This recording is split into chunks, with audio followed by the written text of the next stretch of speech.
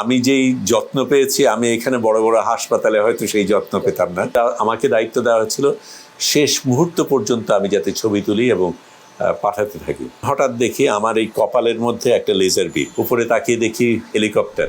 সমুদ্রের যাত্রা এটা, এবং সমুদ্রটাও বেশ বিক্ষুব্ধ ছিল। প্রথম যে যাত্রাটা ছিল আপনার, ওই সময় আপনাদের কাছে কি মনে হয়েছিল যে আপনারা কি আসলে পৌঁছতে পারবেন, নাকি সমুদ্রেই আপনাদের যাত্রা শেষ হয়ে যাবে?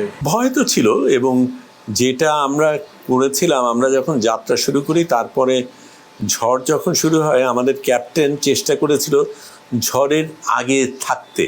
সেটা সম্পূর্ণ সার্থক হয়নি, কিন্তু আগের দিকেই ছিল বলে আমরা একেবারে ঝড়ের সবচাইতে তীব্র অংশটা এড়াতে পেরেছি। কিন্তু যেটা হয়, অসুস্থতা হয়, বমি হয়েছে আমরা অনেকে। তবে এটা জানতাম যে আমাদের জাহাজে যেহেতু অর্ধেক ডাক্তার ছিল, অর্ধেক সাংবাদিক ছিল, ডাক্তারি চিকিৎসার ক্ষেত্রে আমাদের কোনো সমস্যা আসেনি।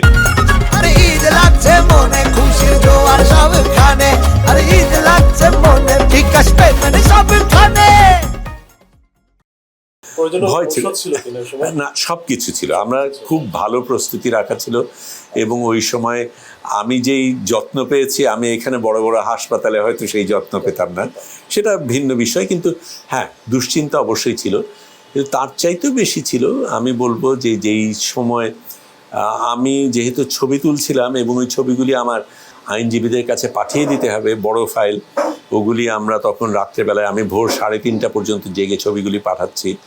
মাত্র ঘুমাতে গেছি, তার খানিকক্ষণ পরে আমাদের এটার জন্য তো মহড়া অনেকবার হয়েছে যে প্রত্যেকবার কি হলে কি করতে হবে। তখন যখন ক্যাপ্টেন বলছে এটা কিন্তু মহড়া না, ওরা কিন্তু আসলেই এসে গেছে, তখন আমরা আবার উপরে গেলাম। তখন আমাকে দায়িত্ব দেওয়া হয়েছিল শেষ মুহূর্ত পর্যন্ত আমি যাতে ছবি তুলি এবং পাঠাতে থাকি। তা আমি সেটাই করছি। তখন হঠাৎ দেখি আমার এই কপালের মধ্যে একটা লেজার বিম, উপরে তাকিয়ে দেখি হেলিকপ্টার ছাদ থেকে, এবং ওখান থেকে লেজার বিম আমার এখানে তাক করা আছে। তখন প্রথম যেই কাজটা করি, আমার ল্যাপটপ এবং ফোন এগুলি সমুদ্রে ফেলে দিই, কারণ এগুলির মধ্যে আমার অনেকের সাথে যোগাযোগ ছিল। বিভিন্ন স্বাভাবিক, আমি বাংলাদেশি যে ধরনের কাজ করি সেটার কারণে অনেকের সাথে আমার নিয়মিত যোগাযোগ হয়, তাদেরকে কোনোভাবে কম্প্রোমাইজ আমি করতে চাইনি। কাজেই ওইগুলি ফেলে দেওয়াটা সবচাইতে নিরাপদ, এটা যাতে ইসরায়েলিদের হাতে না পড়ে সেটা দরকার ছিল। তারপরে ওরা তো হেলিকপ্টার থেকে নামে, আমাদের ধরে, সব কিছু হয়। কিন্তু ওই সময়টা একটা ভয় অবশ্যই ছিল, যখন ওই লেজার বিমটা ঠিক কপালের ওপর জ্বলছে, তখন আমি যে খুব কাছাকাছি একটা জায়গায় আছি সেটা বলছে। হ্যাঁ, কারণ আমি তো ব্রডকাস্ট করছি সেই পর্যন্ত, একদম শেষ মুহূর্ত পর্যন্ত, কাজে আমি ছিলাম ওদের প্রধান টার্গেট।